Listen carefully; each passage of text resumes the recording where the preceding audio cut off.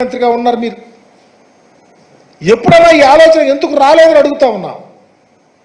జగన్మోహన్ రెడ్డి గారికి వచ్చింది కాబట్టే పేదలు ఏ కులంలో ఉన్న పేదలైనా వారు ఆరోగ్యంగా ఉండాలనే ఆలోచనతో ఒక గొప్ప విజన్తో ప్రతి జిల్లాలో ప్రతి పార్లమెంట్లోనూ ఒక మెడికల్ కాలేజ్ పెట్టాలని, అవి కూడా గ్రౌండ్ లెవెల్లో ఉన్నటువంటి పిహెచ్సిలకు సిహెచ్సిలకు అనుసంధానంగా ఉండి ఎవరికైనా పేదవాడికి అనారోగ్యం వస్తే తక్షణమే ఆదుకోటానికి మరి ఈరోజు మెడికల్ కాలేజీలు పెడితే దానిని వక్రీకరించారు.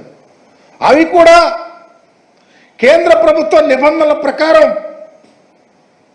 50%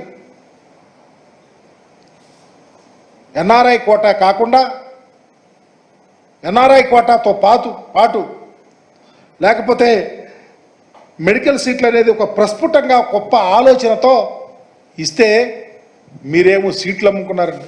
ఆ సీట్లు వచ్చిన డబ్బులు ప్రభుత్వమే మెయింటైన్ చేసి ఈ కాలేజీల డెవలప్మెంట్ కోసం, ఈ కాలేజీల అభ్యున్నతి కోసం, ఈ కాలేజీల ఎక్విప్మెంట్ కోసం వెచ్చించటానికి ఆలోచించిందే తప్ప మీకులాగా పూర్తిగా ప్రైవేట్గా గుజరాత్ మోడల్లో ఎంక్వైరీ చేయమంటున్నారు. నారాయణకో ఇంకోళ్ళకో ఇచ్చుకొని అప్పలంగా కాజేయాలన్న ఆలోచన ఎక్కడా లేదు సుమి. ఈరోజు ఈ రాష్ట్రంలో 2023-24 సంబంధించి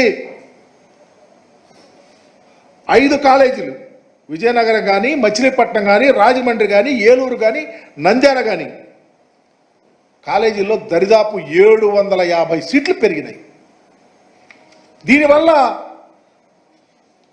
ఈ రాష్ట్రంలో ఉన్న పేద ప్రజలకు ఉపయోగం కాదా? ఈ రాష్ట్రంలో వైద్య విద్య చదువుకోవటానికి అవకాశాలు కాదా? చంద్రబాబు నాయుడు గారు ఎందుకు చేయలేకపోయారు అడుగుతా ఉన్నాం.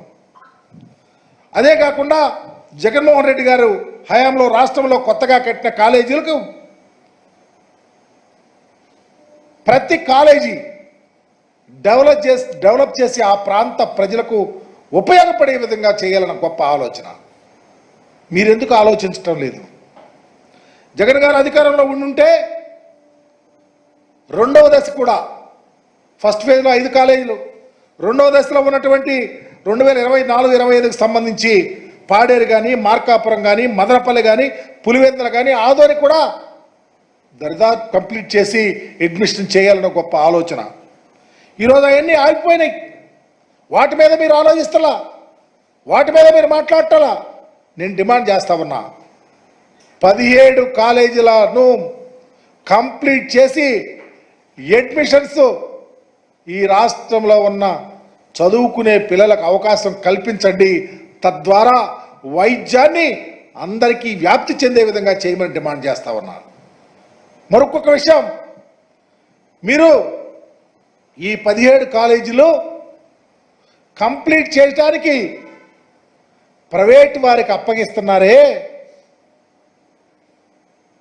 ఈ అమౌంట్స్ అన్ని ధారాదత్తం చేయడానికి మీరు తీసుకున్నటువంటి నిర్ణయం పూర్తిగా ప్రైవేట్ పరం చేస్తే పేదవారికి అవకాశాలు ఉండవు. మీరు ఖచ్చితంగా వైఎస్ఆర్ కాంగ్రెస్ పార్టీ దీన్ని వ్యతిరేకిస్తుంది. మీలాగా మోసాలు చేయాలని లేదు. ఈ రాష్ట్రంలో వైద్య విద్య సక్రమంగా పేదవారికి అందే విధంగా చూడాల్సిన బాధ్యత మా మీద ఉంది. మీరు గుడ్డి నిర్ణయాలు తీసుకొని ఇష్టం వచ్చినట్టు ప్రైవేట్ వాళ్ళకి అప్పగిస్తే వైఎస్ఆర్ కాంగ్రెస్ పార్టీ కళ్ళు లేని కబోజీలు మాత్రం కాదు. ఉద్యమాలు చేయటానికి సిద్ధంగా ఉంటాం, పేద ప్రజలకు అండగా ఉండటానికి సిద్ధంగా ఉంటాం.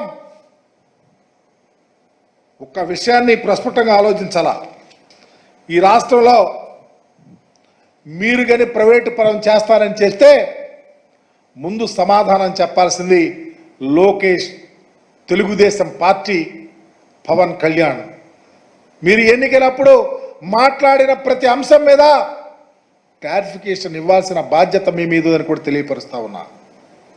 అదే కాకుండా ఈరోజు ఈ రాష్ట్రంలో వైద్య విద్య విషయంలో చంద్రబాబు తప్పిదాలు చేయటానికి సిద్ధంగా ఉన్నాడు.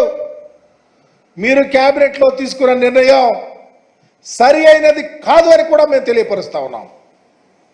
రాష్ట్రంలో 17 జగన్మోహన్ రెడ్డి గారు తీసుకొచ్చిన 17 మెడికల్ కాలేజీలు కంప్లీట్ చేసి మీరన్న కన్వీనర్ కోటాలో అన్ని అడ్మిషన్లు చేసినప్పుడే మీ మాటకు విలువ ఉంటుంది తప్ప వేరేది ఉండదని కూడా తెలియపరుస్తా ఉన్నా.